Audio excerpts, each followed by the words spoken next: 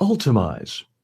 Most people think improvement comes from doing more, and that's partially true, but it's not enough because you can repeat the same mistakes over and over again and never really get better.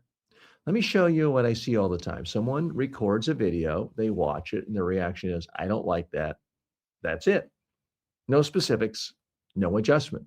Then they record another one and they do the same thing. That's not improvement. That's repetition without learning. Now, here's the bad version of that. You watch your video and think, well, that felt awkward. So, what do you do differently next time? Maybe nothing, because awkward isn't actionable. Here's the better version. You watch your video and say, okay, let me analyze exactly what's working, what I like, so I can do more of it, because there's always something. And then you try to figure out what am I doing exactly that I don't like, that I can change. And you might think, well, I'm speaking too quickly. Okay, now we're getting somewhere. Now you have something specific, something you can actually change. Let me give you a real example. You record a video, you watch it, and you notice something. Every time you finish a sentence, you immediately start the next one. No pause, no space. It feels rushed.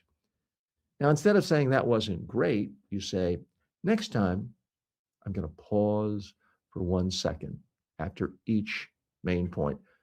That's a real adjustment. Then you record again and you focus only on that, not everything, just that one change. By the way, pausing is key. I've never in my life seen a great motivational speaker, whether it's Les Brown, whether it's Anthony Robbins, any of them who didn't pause a lot. Pausing is so crucial because it allows people to think, allows time for them to reflect, allows time for them to process what you just said. And it's a way of showing importance of what you're doing. Here's another example. You notice you keep saying or you know instead of trying to eliminate it completely. You say, I'm going to slow down and replace those with a pause. Okay, now you're improving. Let me show you the contrast. The bad approach is to try to fix everything at once. You get overwhelmed, no real progress. Far better to fix one thing at a time. The result, something steady and visible improvement. I've used this with my motivational speaking clients for years, also with executives and leaders, people who want to and need to improve quickly.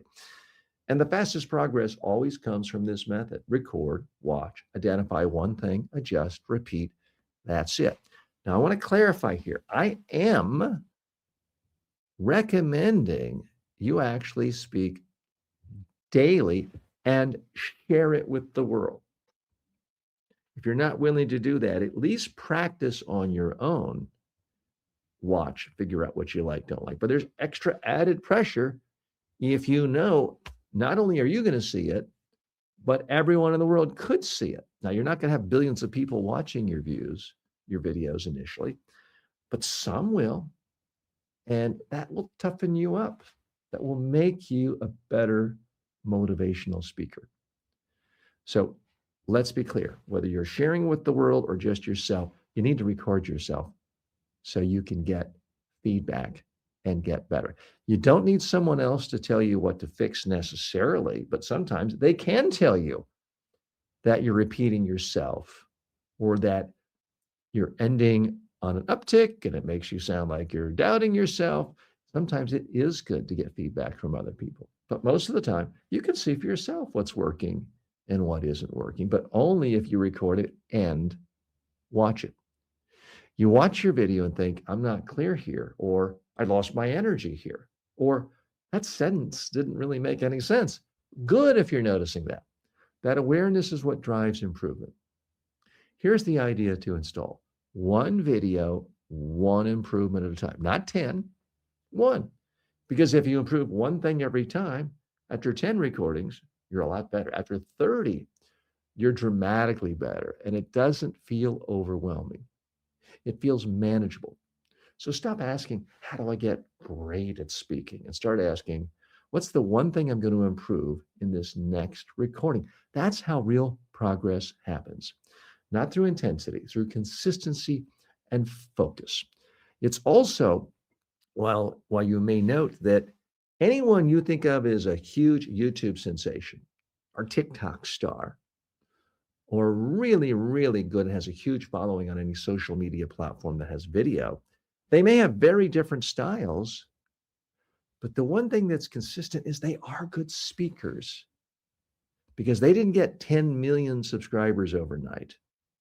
They got it typically over years and years of repeated posting, years of speaking on video. Now, some of them may consider themselves motivational speakers, like a Gary Vaynerchuk. Others don't.